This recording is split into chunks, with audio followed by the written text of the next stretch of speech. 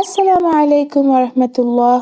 ছোট্ট বন্ধুরা, তোমাদের সাথে গল্প করতে এলাম আমি আমাতুল্লাহ। আজকের গল্পটা একদম ছোট্ট বেবি ইসমাইল আলাইসাল্লামকে নিয়ে। ইসমাইল আলাইসাল্লাম তখন একদম ছোট্ট বেবি, এত ছোট যে তিনি শুধুমাত্র মায়ের দুধ ছাড়া আর কিছুই খেতে পারতেন না। তখন আল্লাহর নির্দেশে ইব্রাহিম আলাইসাল্লাম ছোট্ট বেবি ইসমাইল আলাইসাল্লাম ও তার মা হাজিরাকে মক্কায় রেখে আসতে গেলেন। মক্কায় তখন একদম কোনো মানুষ থাকতো না, না কোনো পানি ছিল, না কোনো গাছ ছিল, আর একেবারে কোনো খাবারও ছিল না।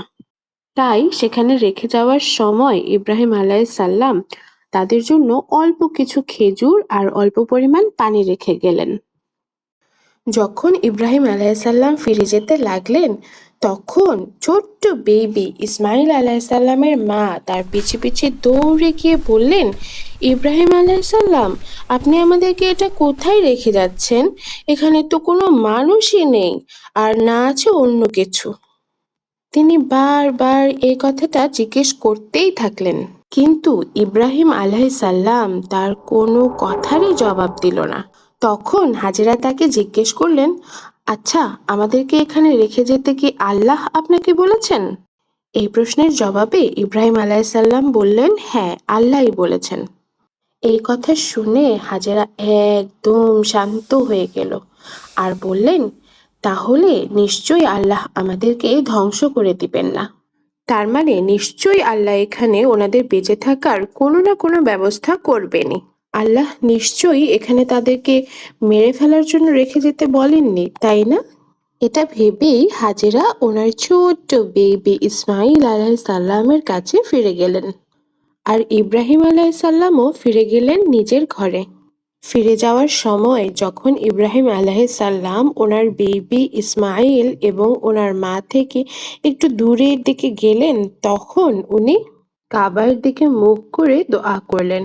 বললেন, আল্লাহ, আমার রব, আমি আমার একজন বেবিকে এখানে একদম ফাঁকা, কোনো ফল নেই, ফসল নেই, এমন একটা মরুভূমিতে তোমার পবিত্র ঘরের কাছে রেখে যাচ্ছি, যেন তারা সালাত কায়েম করে।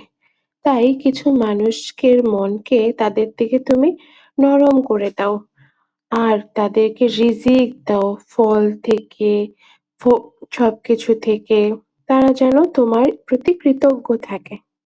তারপর ছোট্ট বেবি ইসমাইল আলাইসাল্লাম শুধু মায়ের দুধ খেত, আর মা হাজেরা খেত সেই অল্প খেজুর ও পানি। কিছুদিনের মধ্যেই সেই খেজুর ও পানি শেষ হয়ে গেল। এমন মরুভূমিতে খাবার ছাড়া, পানি ছাড়া থাকতে হচ্ছিল তাদের। তাই ছোট্ট বেবি ইসমাইল আলাইসাল্লামও আর মায়ের দুধ পাচ্ছিল না। পিপাসায় একদম কাতর হয়ে গেলেন তিনি।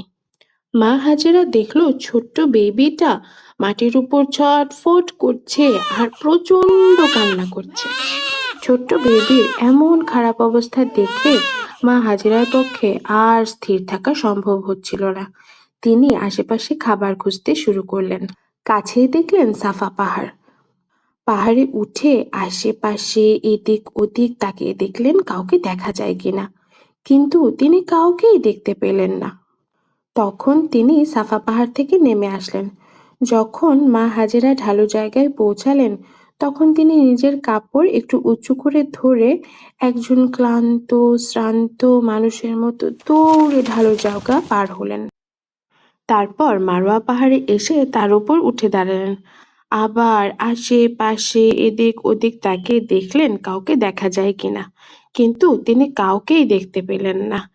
এভাবে মা হাজেরা সাফা ও মারওয়া পাহাড় দুটির মাঝে 7 বার আসা যাওয়া করলেন। ছোট্ট বন্ধুরা, তোমরা কি একটা মজার ব্যাপার জানো? ঠিক এই কারণেই আমরা যখন উমরাহ বা হজ করি তখন সাই করি, মানে সাফা এবং মারওয়া পাহাড় দুটিতে 7 বার যাওয়া আসা করি। ঠিক যেভাবে মা হাজেরা খাবারের খোঁজে 7 বার সাফা এবং মারওয়া পাহাড় দুটির মাঝে দৌড়াদৌড়ি করছিলেন। শেষবার যখন তিনি মারওয়া পাহাড়ে উঠলেন, তখন তিনি একটি আওয়াজ শুনতে পেলেন। তখন তিনি নিজেকেই নিজে বললেন, চুপ! তারপর তিনি কান খাড়া করে ওই আওয়াজ শুনতে লাগলেন। আবারও সেই আওয়াজ শুনতে পেলেন। তখন তিনি বললেন, তোমার আওয়াজ তো শুনলাম, এখন তোমার কাছে যদি সাহায্যের কিছু থাকে তাহলে আমাকে সাহায্য করো। হঠাৎ কি হলো জানো? এখন যেখানে জমজম আছে ঠিক সেখানেই তিনি ফেরেশতা জিবরাইল আলাইহিসসালামকে দেখতে পেলেন। ফেরেশতা জিবরাইল আলাইহিসসালাম তার পায়ের গোড়ালি অথবা নিজের ডানা দিয়ে মাটিতে আঘাত করলেন।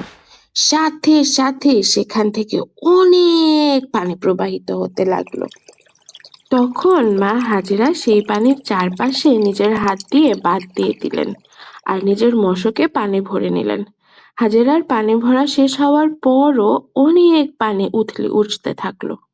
তারপর মা হাজেরা নিজে জমজমের পানি খেলেন আর বিবি ইসমাইল আলাইহিসসালামকে দুধ খাওয়ালেন। আলহামদুলিল্লাহ! তখন ফেরেশতা জিবরাইল আলাইহিসসালাম বললেন, ধ্বংসের কোনো আশঙ্কা করবেন না, কেননা এখানেই মহান আল্লাহর ঘর রয়েছে। এই ছোট্ট বেবি আর ওর বাবা মিলে আল্লাহর ঘর আবার বানাবে, আর আল্লাহ তার প্রিয় মানুষদের কখনোই ধ্বংস করেন না। জানো, তখন কিন্তু সেখানে বায়তুল্লাহ ছিল না। বায়তুল্লাহর জায়গায় ছোট্ট একটু উঁচু টিলার মতো ছিল। তাই ফিরিস্তা বলেছিল যে বেবি ইসমাইল আলাইসাল্লাম ও তার বাবা ইব্রাহিম আলাইসাল্লাম মিলে বায়তুল্লাহ আবার বানাবে। তো তারপর থেকে বেবি ইসমাইল আলাইসাল্লাম ও তার মা হাজেরা এভাবেই জীবনযাপন করছিলেন।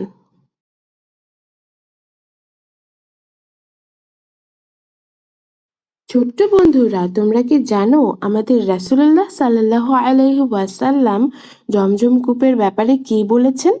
তিনি বলেছেন, মা হাজেরা যদি নিজ হাতে জমজম কূপে বাঁধ না দিত তাহলে জমজম কূপ না হয়ে একটি প্রবাহমান ঝর্ণা হয়ে যেত। এদিকে ইব্রাহিম আলাইসাল্লাম তার প্রথম ওয়াইফ সারাহকে নিয়ে থাকতে লাগলেন শামে, যা এখনকার সিরিয়া, জেরুজালেম সহ বিশাল একটি জায়গা নিয়ে গঠিত। ফেরেশতারা যখন লূত আলাইসাল্লামের জাতিকে ধ্বংস করার জন্য আসলেন, তখন তারা ইব্রাহিম আলাইসাল্লামকে ইসহাক আলাইসাল্লামের ব্যাপারে সুসংবাদ দেন। তারা এটা বলে যে সারাহ হবে ইসহাক আলাইসাল্লামের মা। কি ভাবছো, লূত আলাইসাল্লামের জাতির গল্পটা আবার কি, তাই না? সেই গল্প তোমাদের একদিন বলবো ইনশাআল্লাহ। এভাবে মক্কায় বনি ইসমাইল এবং শামে বনি ইসরাইলের বংশধররা বসবাস করা শুরু করলো। আজ তাহলে এই পর্যন্তই। আগামী পর্বে আরো অনেক গল্প হবে ইনশাআল্লাহ। মা আসসালাম, ইলাল লিকা।